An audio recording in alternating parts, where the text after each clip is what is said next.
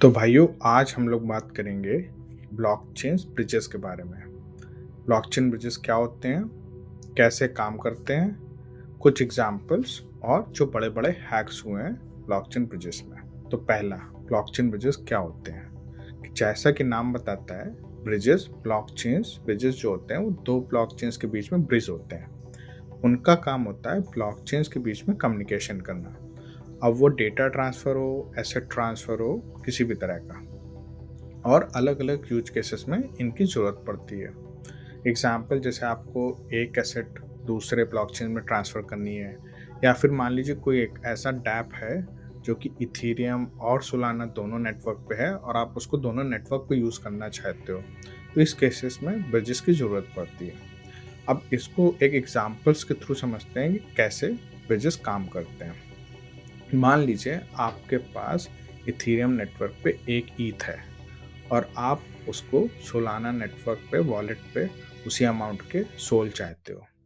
तो एक नॉर्मल तरीका ये है कि आप अपने इथीरियम कोई सेंट्रलाइज एक्सचेंज में भेजो, वहाँ बेच लो, सोल खरीद लो और सोलाना वॉलेट पे भेज लो। एक तो ये तरीका है। लेकिन मान लीजिए आप सेंट्रलाइज एक्सचेंज नहीं यूज़ करना चाहते हो, उस केस में आपको ब्रिज यूज़ करना पड़ेगा। अब ब्रिजेस कैसे काम करते हैं, तो ब्रिजेस जो प्रोटोकॉल होती है उसके स्मार्ट कॉन्ट्रैक्ट दोनों नेटवर्क पे होते हैं। तो वो इथीरियम नेटवर्क पे भी उसका स्मार्ट कॉन्ट्रैक्ट होगा और सोलाना नेटवर्क पे भी स्मार्ट कॉन्ट्रैक्ट होगा। तो आप ब्रिज के स्मार्ट कॉन्ट्रैक्ट पे अपना इथीरियम भेजोगे और वो अपने दूसरे नेटवर्क पे जो उसका स्मार्ट कॉन्ट्रैक्ट है उससे कम्युनिकेशन करके आपके सोलाना वॉलेट पे उसी अमाउंट के सोलाना भेज देगा। अच्छा, ये आपस में कैसे कम्युनिकेशन करते हैं दोनों स्मार्ट कॉन्ट्रैक्ट ब्रिज प्रोटोकॉल के, ये करते हैं ज़्यादातर ओरेकल्स के थ्रू। और यही मेन पॉइंट है जो इन ब्रिजेस को सेंट्रलाइज या डिसेंट्रलाइज बनाता है। अगर ये सेंट्रलाइज तरह से डिज़ाइन किए गए हैं तो एक ट्रस्टेड पार्टी होगी, वो कम्युनिकेट कर देगी कि हाँ इथीरियम मिल गया है, सोलाना दे दो। और अगर डिसेंट्रलाइज है तो डिसेंट्रलाइज में भी कई तरीके से होते हैं, कई सारे प्रोटोकॉल्स हैं ब्रिजेस के जो अलग अलग तरीके की डिज़ाइन है, जो इस आपस में कम्युनिकेट करने के लिए, चीज़ें मैनेज करने के लिए, और ज़्यादातर जो भी बाहर की इन्फॉर्मेशन चाहिए, जैसे ईथ और सोल का प्राइस क्या है हमारे केस में, कि अगर तो इथीरियम सोलाना नेटवर्क पर ट्रांसफ़र हो रहा है और वहाँ सोल मिंट करना है, तो इथीरियम और सोलाना का प्राइस चाहिए होगा, तो उसके लिए ज़्यादातर ओरेकल्स यूज़ होते हैं। ठीक है, तो इतना समझ गए कि हम कैसे काम करते हैं। अब ये कई तरह के होते हैं। तो जैसे रैप्ड होते हैं, जिसमें जहाँ पर वो आप एसेट दो, वो रैप्ड एसेट आपको दूसरे ब्लॉकचेन पे दे देते हैं। जैसे एग्जांपल देते हैं कि जैसे आपके पास बिटकॉइन है, बिटकॉइन नेटवर्क पे आपको उसी बिटकॉइन को इथीरियम नेटवर्क पे चाहिए, तो बिटकॉइन तो इथीरियम नेटवर्क पे जा नहीं सकता है, लेकिन वहाँ पे एक WBTC करके एक टोकन होता है जो कि बिटकॉइन को रिप्रेजेंट करता है इथीरियम नेटवर्क पे। तो मान लीजिए एक ब्रिज प्रोटोकॉल है, वो आप अपने बिटकॉइन वॉलेट पे आपके बिटकॉइन लेगी और इथीरियम पे आपके WBTC मिंट कर देगी। और जब आपको वापस अपने बिटकॉइन नेटवर्क पे चाहिए, तो बिटकॉइन आप WBTC वापस ब्रिज प्रोटोकॉल के स्मार्ट कॉन्ट्रैक्ट को दोगे इथीरियम पे और ये BTC अनलॉक कर देगी यहाँ पे। तो ज़्यादातर ये काम करते हैं लॉक, मिंट और बर्न, इन ये 3 तरह से काम करते हैं। तो जब भी आप देते हो एसेट, ये लॉक कर लेते हैं, दूसरे ब्लॉकचेन पे मिंट कर देते हैं। और यूज केस के डिपेंड करता है कि मान लीजिए आपको उस पे वापस असेटमेंट नहीं करनी, तो बर्न भी कर सकते हैं।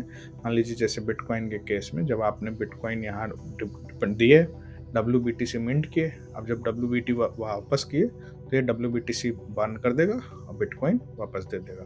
तो ये होगा मान लीजिए जैसे रैप्ड ब्रिजेस। अब इसमें साइड चेन ब्रिजेस होते हैं जो ज़्यादातर साइड चेन पर काम करते हैं, मल्टी चेन ब्रिजेस होते हैं, स्पेशलाइज ब्रिजेस होते हैं, डैप्स रिलेटेड ब्रिजेस होते हैं।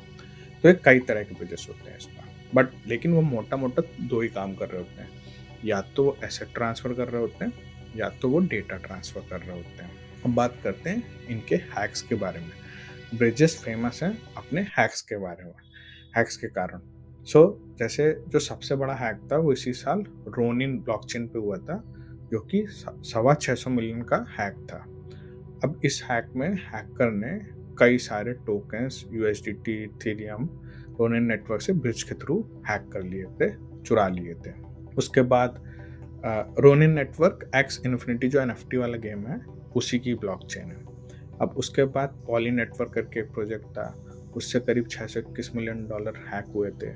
उसके बाद वर्म होल था जिसके बारे में कई न्यूज़ सुनी होगी आपने, सोलाना नेटवर्क पे था, 350 मिलियन का हैक हुआ था।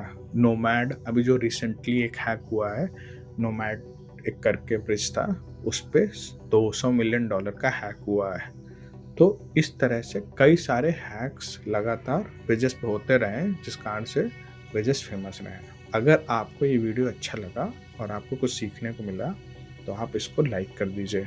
कोई सवाल हो तो आप उसको कमेंट में डाल दीजिए। किसी चीज़ के बारे में आप चाहते हैं मैं वीडियो बनाऊँ तो कमेंट में लिख दीजिए और इस चैनल को सब्सक्राइब कर लीजिए। धन्यवाद।